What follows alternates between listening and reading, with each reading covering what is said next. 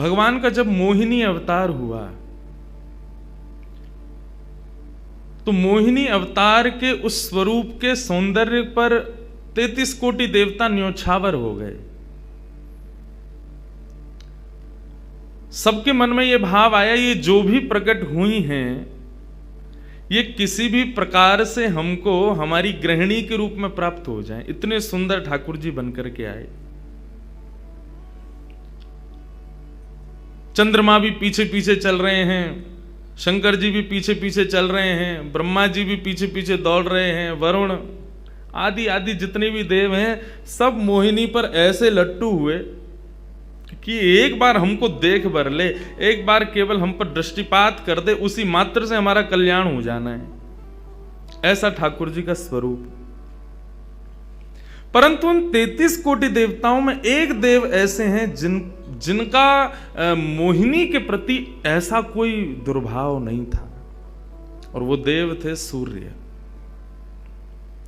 सूर्य ने जब मोहिनी के सौंदर्य को देखा तो उनके मन में भाव आया, इतनी सुंदर, इतनी सुकुमारी, इतनी कोमल, इतनी मधुर। सबको तो लगे हमारी पत्नी बने, लेकिन सूर्य को लगे मेरी बेटी बन जाए, मुझे पुत्री रूप में प्राप्त हो जाए।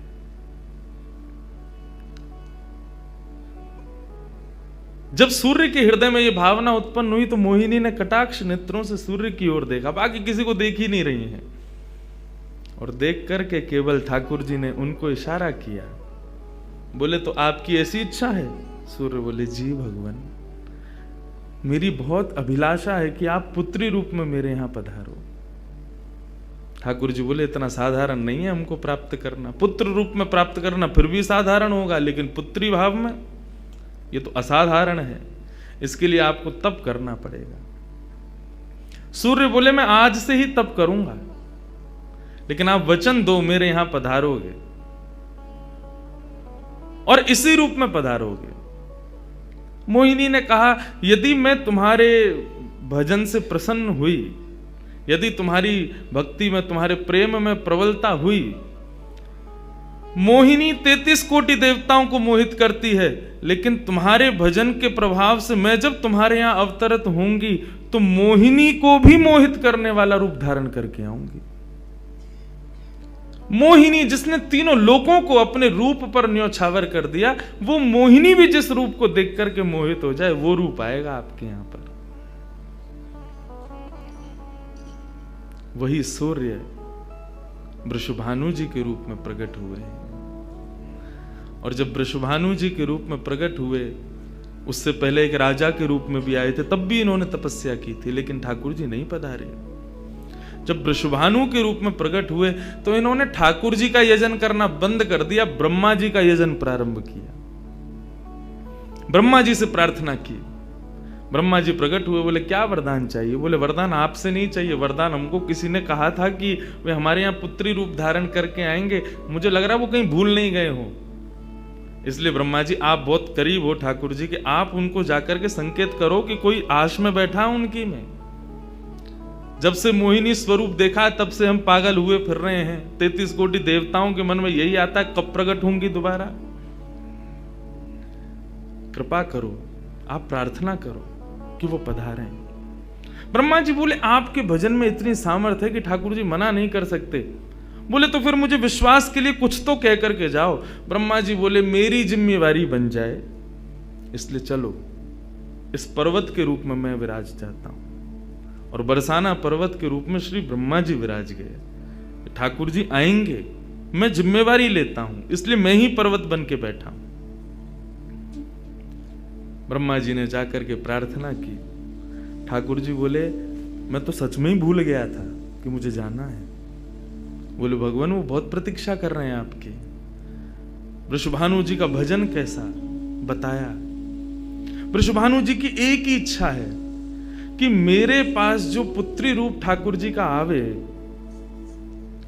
ठाकुर जी मोहिनी बनकर के आए तो 33 कोटि देवताओं के हृदय में ठाकुर जी के प्रति वात्सल्य भाव प्रकट नहीं हुआ, प्रेम भाव प्रकट नहीं हुआ, कुछ और ही भाव था उन देवताओं का। वृषभानु जी कह रहे हैं कि मैं ऐसी पुत्री पाना चाहता हूं जिसको देख करके काम नष्ट हो जाए, काम का भी मर्दन हो जाए, सामने वाले के हृदय में एक दिव्य प्रेम प्रकट हो, निष्काम प्रेम, अनकंडीशनल लव किसे कहते हैं, इसका प्रसाद पूरी दुनिया को देने वाली ऐसी पुत्री मेरे घर पधारे। स्वार्थ सिद्ध प्रेम सब करना जानते हैं, लेकिन निस्वार्थ प्रेम किसे कहते हैं, वो ठाकुर जी का वो शक्ति स्वरूप ही सबको बता सकता है। ब्रह्मा जी की प्रार्थना हुई ठाकुर जी से। ठाकुर जी अपने वैकुंठ में विचरण कर रहे हैं, विचार कर रहे हैं कैसे करूं, नंद यशोदा के यहां भी जाना है, देवकी वसुदेव के यहां भी पुत्र बनना है, पहले से ही 4 मम्मी पापा हैं हमारे, अब ये 2 मम्मी पापा और कैसे बनाऊं, 6 माता पिता। तब ठाकुर जी विचरण कर रहे थे, तभी एक खंभ में मणि, उस मणि में ठाकुर जी ने अपना प्रतिबिंब देखा। ठाकुर जी अपना प्रतिबिंब नहीं देखते, क्यों? बहुत कम देखते हैं। जब श्रृंगार आरती होती लाल जी की तभी इनको प्रतिबिंब दिखाते हैं, और उस प्रतिबिंब में भी इतने इतराते हैं महाराज, उसमें भी स्वयं को देख करके खुश हो जाते हैं, वाह मैं कितना प्यारा लग रहा हूं। अपना प्रतिबिंब ठाकुर जी इसलिए नहीं देखते क्योंकि स्वयं ठाकुर जी मोहित हो जाते हैं खुद ही पर। जैसे ही ठाकुर जी ने स्वयं का प्रतिबिंब देखा, प्रतिबिंब देख के आगे बढ़े, लेकिन ठाकुर जी मन में विचार करने लगे, मुझे सबके स्वभाव प्रिय हैं, लेकिन अपना यदि देखूं तो अपना प्रतिबिंब बहुत प्रिय है। जब स्वयं को देखता हूं प्रतिबिंब में तो ऐसा लगता है कि मानो जो सबको मोहित कर रहा है वो स्वयं को जब देखे तो खुद भी मोहित हो रहा है, क्योंकि प्रतिबिंब कभी झूठ नहीं बोलता। प्रतिबिंब का ये स्वभाव है, आप जैसे हो वैसा आपको दिखाता है। ठाकुर जी ने जब प्रतिबिंब देखा, अपने उस प्रतिबिंब स्वरूप को ठाकुर जी ने स्थिर कर दिया, और स्थिर करके अब तो ठाकुर जी लाए महाराज लक्ष्मी जी की पूरी पेटिका लेकर के आए श्रृंगार की, और अपने प्रतिबिंब स्वरूप को ही उन्होंने श्रृंगार करना प्रारंभ किया। किशोरी जी के श्रृंगार का इतना भाव बताते हैं, किशोरी जी की नथ बेसर ऐसी, किशोरी जी के कान के कुंडल ऐसे, किशोरी जी के पांव की महावर ऐसी, क्यों ना हो, क्योंकि श्याम सुंदर ने श्रृंगार किया है। किशोरी जी का जो स्वरूप है वो ठाकुर जी ने उसका श्रृंगार किया है। नारायण बैठे महाराज सिंहासन लगा करके अपने प्रतिबिंब का ही श्रृंगार कर रहे हैं। मोर पीछ हटाया, मुकुट उतार के दूर रखा, घुंघराले केशों को खोल दिया, नेत्रों में सुंदर सुंदर छोटा छोटा काजल लगाया, माथे पर एक सुंदर बिंदिया लगाई है, होठों पर निर्मल लालिमा लगाई है, गले में हार पहनाया, सर्वांगीण श्रृंगार किया, और लक्ष्मी जी की चुनरी ला करके जैसे शीश पर से चढ़ा करके ठाकुर जी ने थोड़ा सा जो श्याम रंग है उसको जैसे ही गौरवर्ण किया, वैकुंठ के उस प्रतिबिंब में से मानो जैसे सूर्य चंद्र का एकाकार रूप प्रकट हो गया हो, इतना तेज पुंज प्रकट हो गया कि ठाकुर जी भी अपने नेत्रों को छुपाने लगे। थोड़ी देर नेत्रों को बंद करने के बाद जब बड़ी धीरे से ठाकुर जी ने जब अपने प्रतिबिंब की ओर देखा तो किशोरी जी का दिव्य स्वरूप वहां प्रकट हो गया। ठाकुर जी ने दंडवत किया, पहले प्रणाम, हे श्याम सुंदर, आपने ही मेरो निर्माण कियो है, आपने ही मुझ को प्रकट कियो है। क्या भाव है? ठाकुर जी बोले कोई भाव नहीं है, केवल मोहिनी भाव से 33 कोट देवता मोहित हुए थे, लेकिन मैं मोहित नहीं हो पाया था, इसलिए तब से मैं भी तड़प रहा था कि मुझे भी कोई मोहित करे, उस मोहिनी को भी मोहित कोई करे। वो स्वरूप आज प्रकट हुआ है। धर्म की स्थापना हुई, ज्ञान की स्थापना हुई, भक्ति की स्थापना हुई, वैराग्य की स्थापना हुई, लेकिन अंततो गत्वा इस संसार का सार जो प्रेम है उसकी स्थापना नहीं हुई है। उसके लिए आपका अवतार धारण करना अति आवश्यक है। आप मेरी शक्ति हैं, आप मेरी आत्मा हैं। पूरा विश्व और पूरे विश्व की दिव्य चेतना किसकी प्राप्ति के लिए दौड़ रही है? कि आत्मा एक दिन परमात्मा में मिल जाएगी, लेकिन उस परमात्मा में आत्मा जो विद्यमान है वही तो किशोरी जी हैं। उस आत्मा की परमात्मा की जो आत्मा है वही तो श्री राधा जी हैं। लोग उनके रूप को नहीं समझ पाते। आजकल के यंगस्टर्स, आजकल के युवा उनको बहुत विचित्र रूप में दर्शन करते हैं कि कृष्ण राधा कौन है, बोले कि they are just like some love words. ऐसा नहीं है। आप उनको सीमित उस अवस्था में, और माफ कीजिएगा यदि किसी प्रवचनकर्ता की कथा सुनने के बाद भी आप उनको वहीं तक सीमित मान रहे हो ना, दोष आपको नहीं, प्रवचन करने वाले को लगेगा कि तुम किशोरी जी के इसी रूप को स्थापित कर पाए। इसीलिए कथाओं में ज्यादा किशोरी जी का प्रसंग ना हम कहते हैं ना उसका स्पर्श करते हैं। स्पर्श करने पहले से भी 100 बार सोचते हैं। यहां आने से पहले भी मुझे कई आचार्यों ने संपर्क किया कि वहां आप किस विषय को लेकर के जाएंगे, आप गर्ग संहिता पर कहेंगे या किशोरी जी के किस भाव को वहां पर प्रस्तुत करने वाले हैं। मैंने कहा देखो, हम बस बोलेंगे जो निकल जाए मुंह से, जिसका जो भाव ठाकुर जी स्वीकार कर लें बस, लेकिन भाव ये रखेंगे ठाकुर जी विराज गए हैं कि कोई अनधिकारी इस भाव को सुनकर के अपने मन में कोई दुर्भाव ना प्रकट करे। ब्रजवासी बहुत डरते हैं किशोरी जी के भाव को कहने में, क्योंकि जब सामने वाले से प्रत्युत्तर के रूप में कुछ विलग ही सुनने को मिलता है तो बहुत कष्ट होता है हृदय को कि तुमने किशोरी जी को क्या समझा, वो क्या है और तुमने उनके किस रूप को जाना। वो ठाकुर जी का ही प्रतिबिंब स्वरूप है, ठाकुर जी का ही आत्मा स्वरूप है। और एक बात कहूं, प्रतिबिंब से और आत्मा से प्रेम किया जा सकता है, ब्याह नहीं किया जा सकता, क्योंकि प्रतिबिंब और आत्मा ये दोनों हमसे अलग नहीं है। ब्याह के लिए एक अलग व्यक्ति चाहिए, एक हमसे कोई अलग हो, हमसे कोई जुदा हो, 2 लोग चाहिए तब ब्याह संपन्न होता है। लेकिन कृष्ण और राधा, इन दोनों में भेद है ही नहीं। किशोरी जी और ठाकुर जी में कभी भी कदापि कोई भेद नहीं है। बल्कि लीलाएं अभी सुनेंगे हम लोग, कभी कभी ठाकुर जी जब किशोरी जी का रूप धारण करते हैं तो किशोरी जी से ज्यादा गोपियों को सुख देते हैं।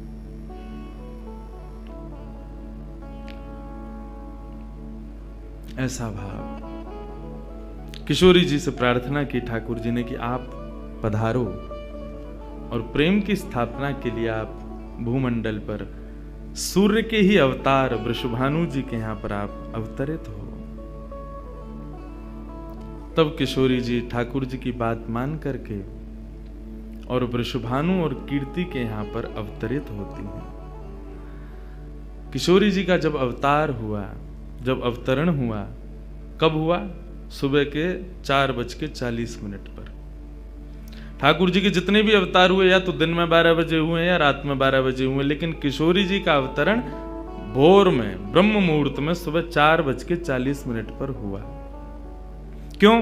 बोले राम कृष्ण आदि जितने भी ठाकुर जी के अवतार हैं राक्षसों के वध के लिए आते हैं, तो या तो सूर्य की तेज ताप में उनका जन्म होता है, मानो वे प्रकाश स्वरूप हैं ऐसा भाव बताते हैं, या रात्रि में 12 बजे होते हैं वो इसलिए होते हैं, वो मानो ऐसा भाव रखते हैं कि चंद्रमा अंधेरे को दूर करता है, वो ज्ञान का प्रकाश है, वो ज्ञान है, उससे अंधेरा दूर होता है। तो ठाकुर जी रात्रि प्रकट होकर के ऐसा भाव रखते हैं कि काले निशा, काला ज्ञान जितना भी है धरती पर, उसको दूर करने के लिए हम पधारे हैं।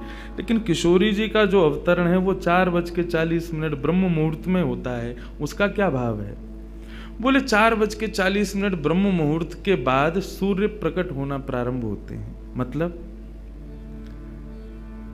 सारे मंगल कार्य ब्रह्म मुहूर्त में होते हैं। चिड़ियाओं का चहकना, कई पुष्पों का प्रकट हो जाना, मानव के मस्तिष्क में आज मुझे क्या करना है, वो दिव्य चेतना का प्रादुर्भाव होना, ये सब कुछ सुबह ब्रह्म मुहूर्त से प्रारंभ होता है। और सबसे बड़ी बात, सूर्य प्रकट होते हैं, धीरे धीरे धीरे धीरे अंधेरे को दूर करते हैं और धीरे धीरे धीरे गतिमान होते हैं 12 बजे तक।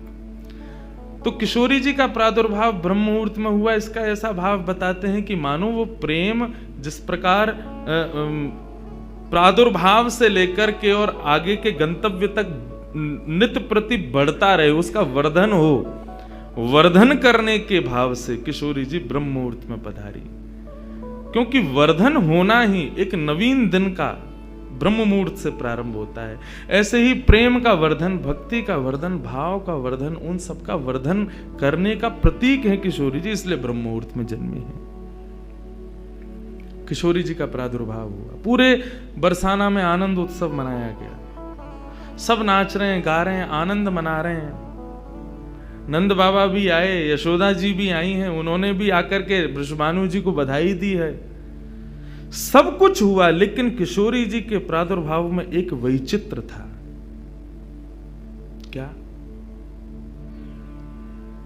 दिन बीत गए 8, लेकिन किशोरी जी ने अभी तक नेत्र नहीं खोले।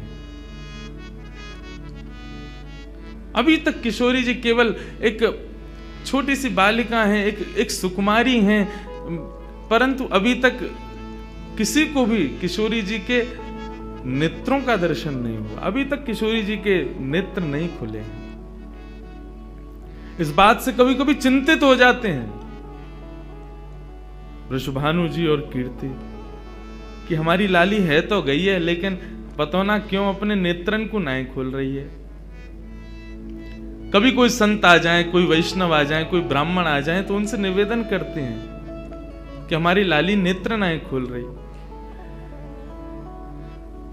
तब देवताओं ने नारद जी को भेजा, आप जाओ और जाकर के वृषभानु जी के इस मन के भाव को पूर्ण करके आओ, किशोरी जी के सुंदर नेत्रों का दर्शन उनको कराओ। तब श्री नारद जी महाराज का आगमन हुआ। नारद जी जैसे ही आए तो वृषभानु जी ने नारद जी को देखते ही सबसे पहले अपने पुत्र को बिठा दिया। श्री दामा से मिलो, हमारा लाला है। नारद जी उससे मिले, उसका सब देखने लगे। नारद जी मन में विचार कर रहे हैं कि ये उनसे कब मिलवाएंगे, किशोरी जी का दर्शन कब होगा।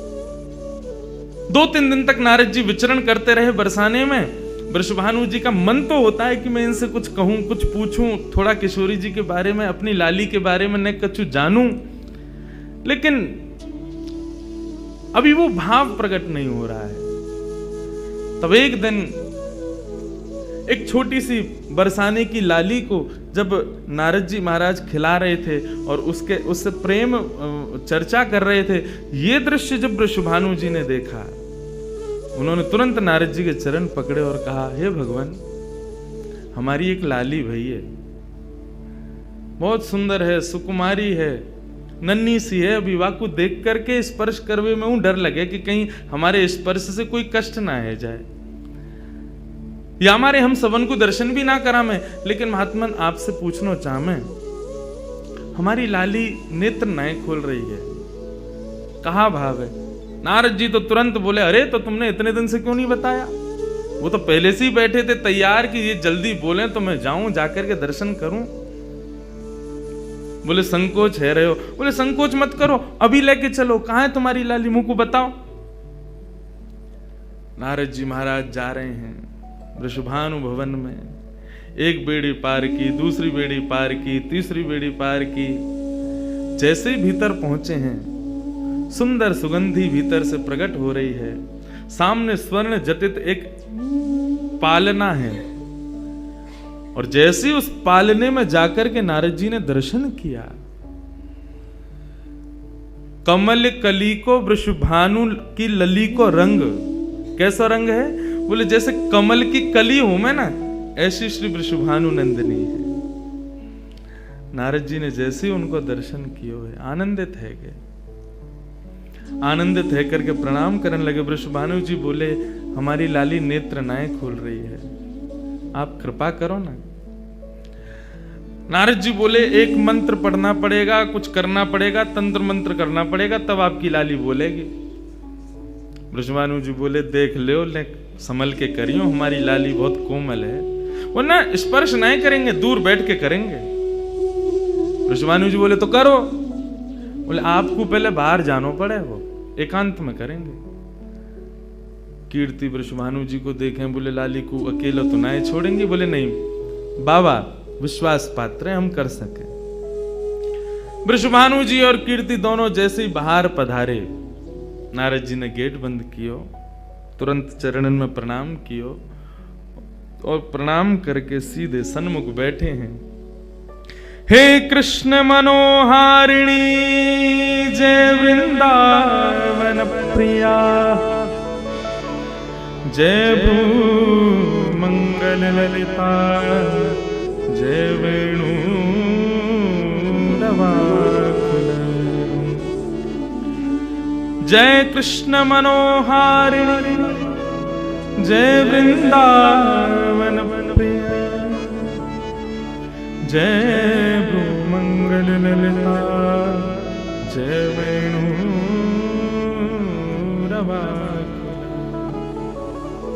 जैसे ही नारद जी के मुख से ये शब्द प्रकट हुआ, जय कृष्ण मनोहारिणी, ये कृष्ण मनोहारिणी शब्द जैसे ही नन्ही सी श्री किशोरी जी के कान में कृष्ण शब्द गयो, कृष्ण शब्द जाते ही नन्ही सी किशोरी जी के नेत्र अपने आप धीरे धीरे धीरे धीरे खुलन लगे, मुख पर एक प्रसन्नता सी प्रकट है गई। नन्ही सी किशोरी अभी करवट लेनो भी नहीं जाने, लेकिन जैसे ही बार बार ये श्लोक का गान नारद जी के द्वारा हो रहा है, जय कृष्ण मनोहारिणी जय वृंदावन प्रिय,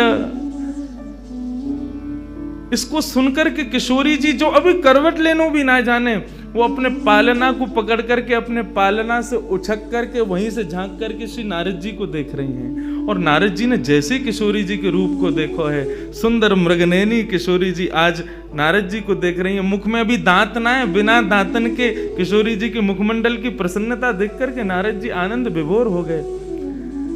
नारद जी बोले, आपको ये कीर्तन भायो, आपको ये कीर्तन प्रिय लगो? किशोरी जी के मुख से केवल किलकारी निकल रही है। नारद जी ने उठाई अपनी वीणा करताल और जय कृष्ण मनोहारिणी जय वृंदावन प्रिय, और इसी का कीर्तन करते हुए वहां नाचने लगे, नृत्य करने लगे, चारों ओर घूम रहे हैं। बीच में पालने में श्री किशोरी जी बैठ करके और करताल बजा रही हैं और करताल बजा करके आनंदित हो रही हैं। वृषभानु जी बाहर खड़े, बोले कि भीतर तो कीर्तन चल रहा है, करताल की आवाज आ रही है, वीणा बज रही है। तभी उनने कान लगा करके सुनो तो नारद जी गा रहे, जय कृष्ण मनोहारिणी जय वृंदावन प्रिय, जय भ्रू मंगल ललिता, जय वेणु रवाकुल। वृषभानु जी ने ये स्वर सुन लिया, लेकिन जैसे ही थोड़े से गए हैं और खिड़की में जाकर के भीतर झांक करके देखा, अद्भुत दृश्य। नन्ही सी किशोरी, ज्यादा से ज्यादा 8 दिन की होंगी, 10 दिन की होंगी, अपने पालना में पौड़ करके स्वयं को झुला रही हैं, करताल बजा रही हैं। चारों तरफ नारद जी वीणा बजा करके, करताल बजा करके आनंद से किशोरी जी को मुखोल्लास कर रहे हैं। ये दृश्य देख करके श्री वृषभानु जी को एक बार तो मूर्छा आ गई, मैं वास्तव में 8 दिन की बालिका को देख रहा हूं। उन्होंने कीर्ति को कुछ नहीं बताया। नारद जी महाराज ने प्रणाम किया, तब किशोरी जी की सहचरियां प्रकट हुई और कहा कि हे नारद, आपने हमारी किशोरी जी को बहुत सुख प्रदान किया है। जब कभी भी आपको ऐसा दर्शन करना हो तो हम आपको कुछ स्थान बता रहे हैं। गोवर्धन, श्री यमुना पुलिन और ब्रज कुंज, इन 3 स्थानों पर आप जब कभी भी हमारी किशोरी को स्मरण करके यही कीर्तन को गान करोगे, किशोरी जी को यही स्वरूप आपको दिखेगा। ये हमारा वरदान है आपको, क्योंकि आपने, किशोरी जी कृपामयी तो हैं। लाल जी 10 बार विचार करेंगे कृपा करवे में, किशोरी जी विचार थोड़ी करें, वो तो तुरंत करुणा करें। नारद जी जाओ, जब कभी भी लाडली को दर्शन करना हो यही भाव से कर लियो। नारद जी महाराज के नेत्र सजल है गए, किशोरी जी के चरणन में बारंबार प्रणाम कियो और प्रणतिपात करते हुए वहां से प्रस्थान कर गए। किशोरी जी फिर से नेत्र बंद करके अपने पालना में पौड़ गई। कीर्ति जी बोली, बाबा आयो टोना टोटका करके गयो, तब वो हमारी लाली के नेत्र तो खुले नहीं। कीर्ति जी गोद में लेकर के सुला रही है, नेक नेक थोड़ी सी संकुचित है करके रुदन करना प्रारंभ कियो। सो इतने में वृषभानु जी आए और वृषभानु जी बोले, नेक दियो लाली को, और किशोरी जी को गोद में लेकर के वृषभानु जी बोले, हे कृष्ण मनोहारिणी। जैसे ही बोले तुरंत किशोरी जी के नेत्र फिर से खुल गए, फिर से अपनी किलकारी भर करके कीर्तन में करताल बजाने लगी, आनंद विभोर हो गई। अब तो जैसे ही ये भाव देखो वृषभानु जी ने कीर्ति को सुनायो, कीर्ति भी वही गा रही है, पूरा बरसानो आकर के श्री कृष्ण कीर्तन करने लगो, और बीच में मध्य में बैठ करके किशोरी जी अपनी करताल बजा रही हैं, किलकिल करके हंस रही हैं, इतनी आनंद विभोर रह रही हैं। तब सबन को ये भेद पतो चलो, कहा कि ये श्री कृष्ण की आत्मा है, ये उनसे विलग नहीं है, वे ही या को सर्वस्व है।